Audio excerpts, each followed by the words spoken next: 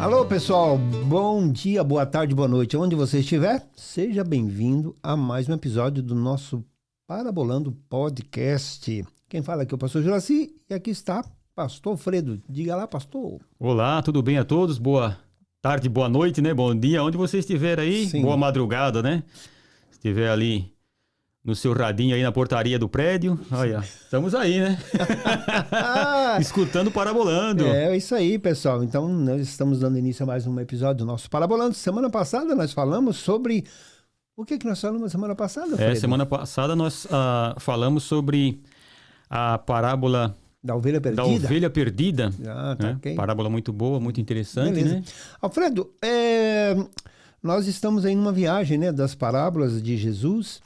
O que você sugere em relação a livros, né, em relação a dicionário, atlas, bíblias, né, para que as pessoas que têm interesse, que têm desejo de aprender mais para aprender a palavra de Deus, né, possam procurar pesquisar, possam aprender mais? O que você tem alguma sugestão específica? Assim, que você acha? Sim. Olha, é muito importante. A semana que vem, eu vou trazer um livro aqui para as pessoas que tiverem interesse de aprender como se interpreta a palavra de Deus, como se lê. É um livro, o nome do livro é Hermenêutica Avançada. E ali vai dizer como a gente interpreta e o porquê que usamos esse método. Né? Ok. Porque existem vários métodos para se interpretar a palavra de Deus, mas só um deles é correto. Sim. Não é? E Deus, como nós dissemos, Deus não pode ter falado duas coisas diferentes e até opostas. Ele disse uma coisa só, né? E para a gente entender isso, existe um método que o próprio Cristo ensinou. O próprio Jesus, ele é a maior autoridade nas Escrituras Sagradas. Maravilha. Então, semana que vem eu vou trazer. Esse livro é muito bom, é muito interessante. É um livro pequeno, fácil de se ler. Para quem está começando, é muito bom. Né? Então, para aprender as regras de interpretação bíblica, né? O que a gente deve fazer, né? Tá bom, que ótimo. Boa sugestão, e também sugiro, você que está estudando e tem aí desejo de aprender mais e mais da palavra de Deus, que você tenha, no mínimo, 2 versões, né, das Bíblias, né? Isso. Nós temos várias versões, mas no mínimo 2, eu acho que é necessário ter, né? É necessário ter. Para quem já está um pouco mais avançado, se conseguir um léxico de grego e hebraico, é muito bom para ir na raiz da palavra, o que significa. Porque às vezes a gente está lendo a palavra de Deus... E aí, de repente, vem algo que parece fora do nosso contexto, parece que não está combinando a palavra, né? Mas o que está dizendo aqui, né? E nesses casos, a gente vai no original e busca ali. É muito interessante. Maravilha. Muito legal. Tá bom. Muito bem. Hoje nós estaremos falando sobre a parábola dos trabalhadores na vinha. Isso. Então, a bola é contigo aí. Ok, vamos lá então, né? Mais uma parábola e... Semana passada a gente falou da parábola da ovelha perdida, que ela estava incluída entre as parábolas de misericórdia. Sim. Esta parábola da vinha está incluída entre as parábolas do reino de Deus, né? Do reino dos céus. A gente falou um pouco aqui quando a gente falou da parábola do joio e do trigo, né? Sobre o que é o reino dos céus, né? O reino que a gente vive. E Jesus aqui ele vai contar mais uma parábola a respeito do reino dos céus. E o contexto imediato dessa parábola, né, como a gente disse, a gente tem que saber o contexto, né? O texto e o contexto, para não virar um pretexto. Sim, exato. Então, qual era o contexto? Por que Jesus contou essa parábola? Sempre Jesus contava uma parábola em alguma situação. Ele não chegava, vou contar uma parábola, né? Então, acontecia algo, ele ensinava as pessoas através daquela parábola.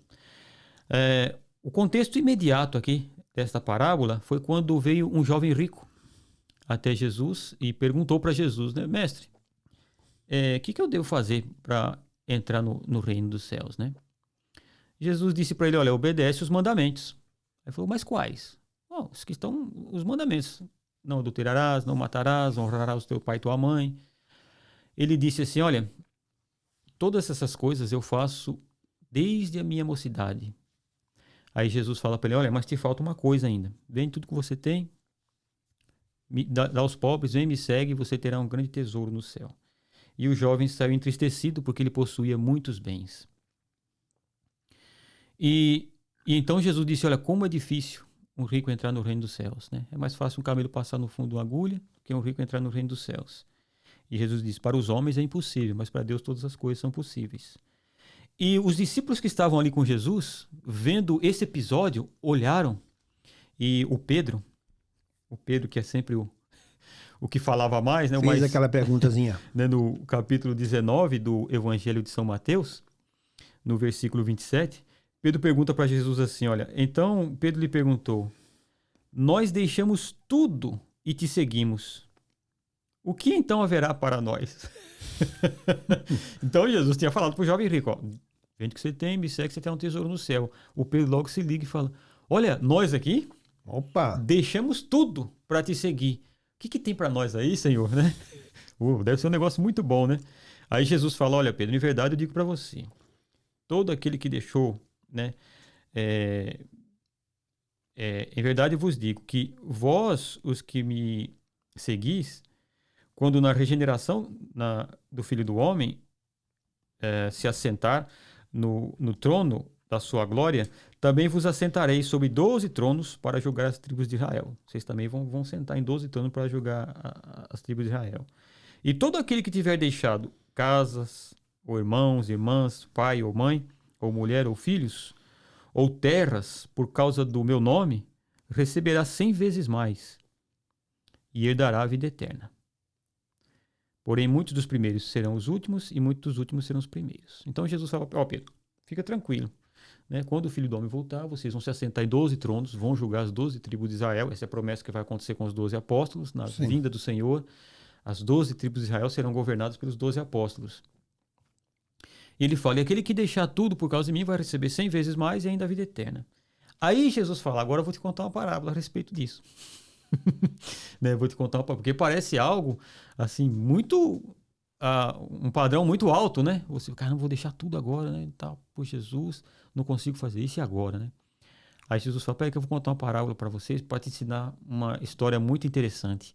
E é aí, no contexto, é aí que Jesus conta esta parábola dos trabalhadores na vinha. Então, no capítulo 20 do Evangelho de São Mateus, né?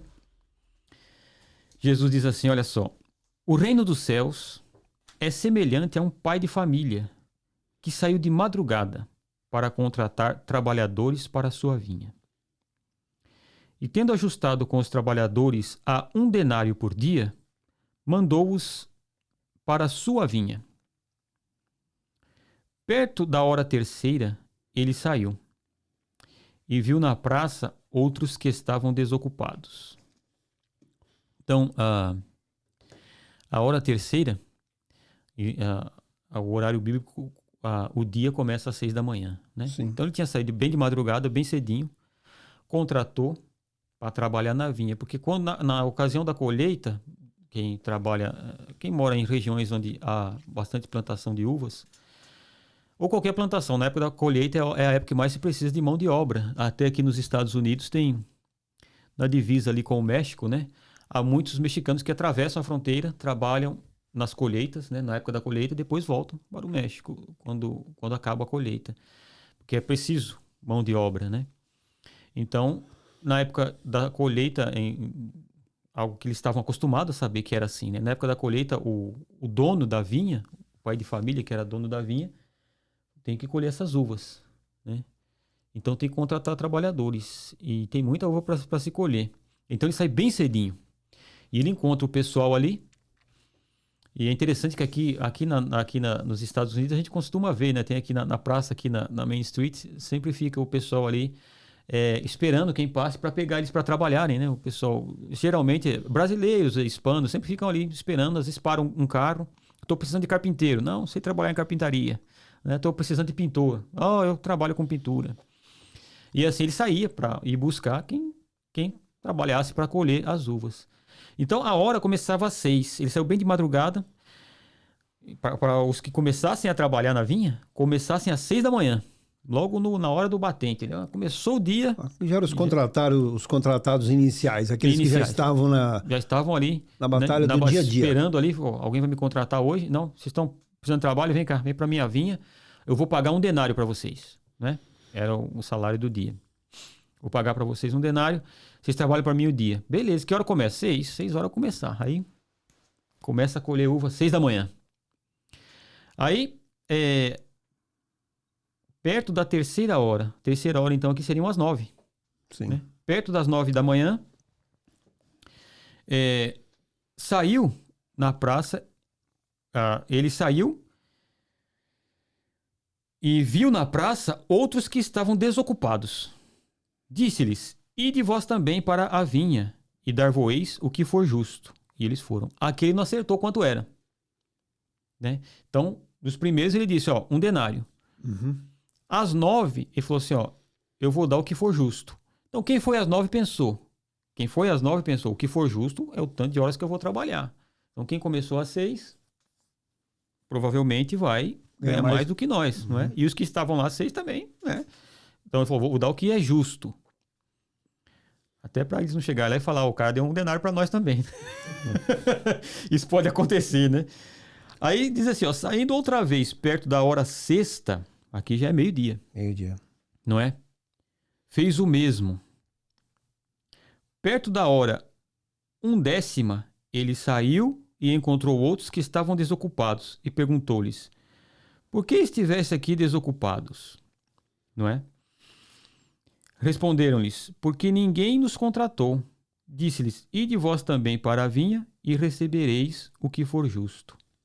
Então veja, a hora 6ª, meio-dia. A hora 7ª, 1 da tarde. A hora 8ª, 2 da tarde. A hora 9ª, 3 da tarde.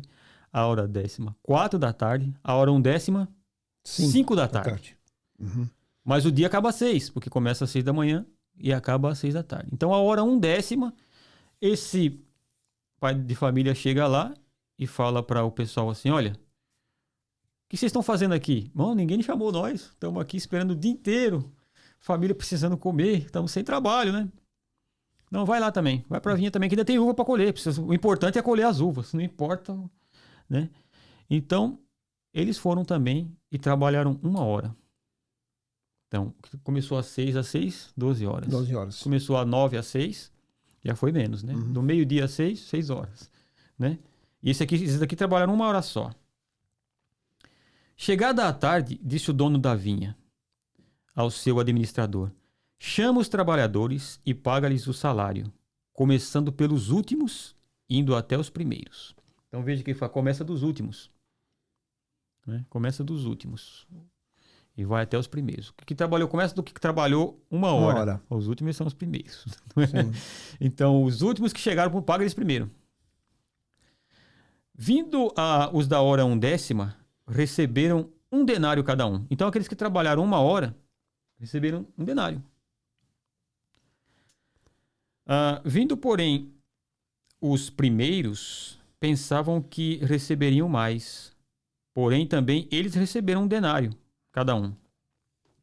Tendo recebido, murmuravam contra o pai de família. Disseram, esses últimos trabalharam só 1 hora, e tu os igualaste conosco, que suportamos a fadiga e o calor do dia. Mas ele disse a um deles, amigo, não te faça injustiça. Não combinaste comigo 1 denário? Toma o que é teu, retira-te. Eu quero dar a este último tanto quanto a ti. Não tenho eu o direito de fazer o que quiser com o que é meu? Ou é mau o teu olho, porque eu sou bom? Não é? Olha que coisa interessante. Né? Então, Pedro já tinha falado, eu larguei tudo aqui, tal, né? Passei por aqui e tal. Aqueles que trabalharam só 1 hora, receberam 1 denário. Os que vieram primeiro, agora vou receber mais. Quando foram falar com o pai de família, eu falei, mas eu não combinei isso com vocês? Por que você tá achando ruim de eu pagar para eles o mesmo? Eu não posso fazer o que eu quero com o meu dinheiro. O dinheiro é meu, eu faço o que eu quero. Se eu quiser pagar para eles até mais do que vocês, eu pago. Vocês eu estou pagando o que eu combinei. Ou vocês acham Ele diz, é interessante que ele diz, não, não tenho o direito de fazer o que quer com o meu dinheiro, ou é mal ao teu olho, porque eu sou bom. Né? Ou seja, você está achando ruim porque eu sou bom, né? E quero pagar para ele o tanto quanto você recebeu. Então, qual a lição que Jesus dá ali para os seus discípulos? Às vezes, Deus na sua infinita misericórdia, ele é soberano. E ele é que tem ele é o dono dos dons, ele é o dono da nossa vida, ele é o dono do universo, ele é o dono de todas as coisas, de tudo. E ele faz o que ele quer com aquilo que é dele. Eu vi aquelas pessoas que dizem assim, não, Deus não pode fazer isso. Sim. Como é que não pode? Ele é Deus. Ele pode fazer o que ele quiser, né?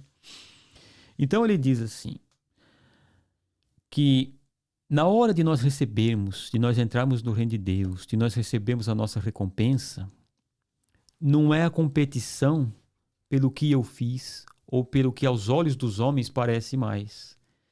Depende da bondade e misericórdia de Deus. Porque os dons que nós temos, é Deus que deu. Esse trabalho e essa vinha era do homem. A vinha era dele, o trabalho era dele, o dinheiro era dele. Então ele deu para eles o trabalho. Ele deu e ele faz o que ele quer. Então, quando nós... Isso aqui é falando diretamente para discípulos, para nós que somos cristãos, nós que somos discípulos, nós que trabalhamos para Deus, nós que trabalhamos na obra de Deus, falando para nós, não é? Nós que trabalhamos, às vezes pensamos, eu vou me esforçar, eu vou fazer, e Jesus disse, olha, sem mim, nada podeis fazer, não é? Então, quando nós vemos uma pessoa muito esforçada, qual é o nosso... Santo Agostinho dizia isso, ele dizia assim, olha, se você vê uma pessoa fazendo algo muito bom para Deus, muito maravilhoso, e você não elogiar essa pessoa, você é um injusto. Agora, se você elogiar essa pessoa, você pôs ela em grande perigo. Não é? Você pôs a pessoa num grande perigo. Por quê? Porque aquele esforço, tudo aquilo que aquela pessoa está fazendo, não é dela. Aquele dom vem de Deus. Porque sem mim, Jesus fala, nada podeis fazer. Não é? Então, se a pessoa está fazendo todo aquele esforço, é porque Deus deu aquela força para ela, Deus deu aquele esforço para ela. Isso muitas vezes, às vezes, causa em nós um sentimento de ciúmes. Não é? Causa em nós. Quando você vê uma pessoa fazendo algo muito bonito, você fala, rapaz, às vezes não é nem cobiça, às vezes é ciúme. E o ciúmes é diferente da cobiça, né? Porque a cobiça é aquele, puxa, eu queria ser igual àquela pessoa, né? Agora, o ciúmes, ele fala, eu queria ser muito igual àquela pessoa, mas como eu não posso ser, eu vou achar uma crítica na que ela está fazendo para criticar ela, né? Para ela não aparecer tanto, porque ela está aparecendo muito. A pessoa sabe mais que eu, é mais sábia do que eu, ou está trabalhando muito melhor do que eu. Irmão, o que Jesus está dizendo aqui é que aquilo que ele te deu é aquilo que é para você fazer, não é? E uma coisa interessante que Jesus fala, Jesus nos facilita de receber um galardão, de receber a recompensa dele. Porque ele diz assim, olha, aquele que der um copo d'água para um desses pequeninos, porque eles são meus servos, vai receber recompensa. Copo d'água é a coisa mais fácil de se dar para uma pessoa. Fácil, né? Não é? A coisa mais fácil que se tem é o que é um copo d'água. Facilita, né? Ele diz assim, aquele que recebe um profeta, na qualidade de profeta, vai receber, sabe o quê? O galardão de profeta. Hospedar. Aí eu fico pensando, já imaginou aquela viúva que recebeu o profeta Eliseu? Será que ela vai receber o mesmo galardão que o Eliseu? Segundo Jesus, sim. Não é? E olha que coisa. Jesus facilita. Então, às vezes Jesus nos deu a nós um dom maravilhoso de limpar a cantina da igreja. Não é? Puxa, mas eu queria tanto falar bonito igual o pastor fala domingo lá. Mas Deus te deu um dom de limpar a cantina que ninguém vai fazer igual a você. Não é? Eu lembro de um curso que nós tivemos, né? E falava sobre caráter. E o pastor dizia assim, olha, quando você entra num banheiro e o banheiro está sujo, né? Dentro do banheiro da igreja, o banheiro está sujo. Às vezes uma criança fez uma sujeira lá fora, tal. Qual é a tua reação? você chama o zelador, falou, olha o que fizeram aqui e tal, isso aqui tá uma bagunça, ou você sai falando para outra pessoa, ou você pega e limpa, deixa limpinho, arrumadinho, coloca ali e deixa o banheiro melhor do que quando você saiu. Ninguém viu. Deus que viu no secreto te recompensará. Mas limpar um banheiro, será que eu vou receber recompensa por isso? Uai. Poxa vida, mas eu vejo tantas pessoas pregando, evangelistas, pessoas que fazem um trabalho maravilhoso. Nunca vou conseguir receber a mesma recompensa que ele. Olha o que essa parábola está dizendo. Trabalhou 1 hora. E se Deus quiser te dar o mesmo? Agora, eu vejo aqui nessa parábola, quando a pessoa fala assim da justiça, né? Uhum. A justiça humana e a justiça de Deus. A gente confunde essas duas coisas, quando a gente fala, eu quero que Deus faça justiça. Mas que justiça é essa?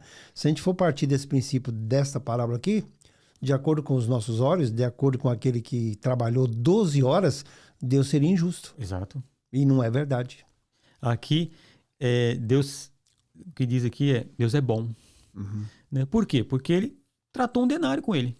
Eu combinei isso com você. E o que ele trata, ele cumpre. Não é? Então, as promessas que Deus tratou, e veja, quando ele fala que muitos dos últimos serão os primeiros, muitos primeiros serão os últimos, ele está se referindo justamente à nação de Israel, que não aceitou Cristo. Né? E nós, que chegamos por último, estamos aí, né? Entrando primeiro. Então ele diz, olha, Israel, 1.500 anos obedecendo a lei. Né? Nós nunca obedecemos nada. E o incrível, né? O primeiro que entra no paraíso com Cristo é um ladrão. Olha, não foi Pedro, não foi Tiago, não foi João, não foi nenhum dos apóstolos que entrou primeiro com Jesus. Foi um ladrão. Isso para nós é um negócio que não entra na nossa mente. Não cabe na nossa justiça, né? A gente fala, mas não é possível. Mas não é possível um negócio desse. Um ladrão. Né? Então, é misericórdia e bondade de Deus. Não é? Então, nós que chegamos agora, e dizemos, puxa vida, mas vem cá. Os escribas, esses camaradas, deram a vida para guardar a palavra de Deus ali, para que não fosse, né? O camarada escrevendo ali alguma letra errada, ele queimava o pergaminho e começava de novo, né? E passaram ali a fadiga do dia, né? E o que acontece? Quem entra primeiro? Quem nem conhecia a lei. Porque veja bem, tá? Essa questão do conhecimento.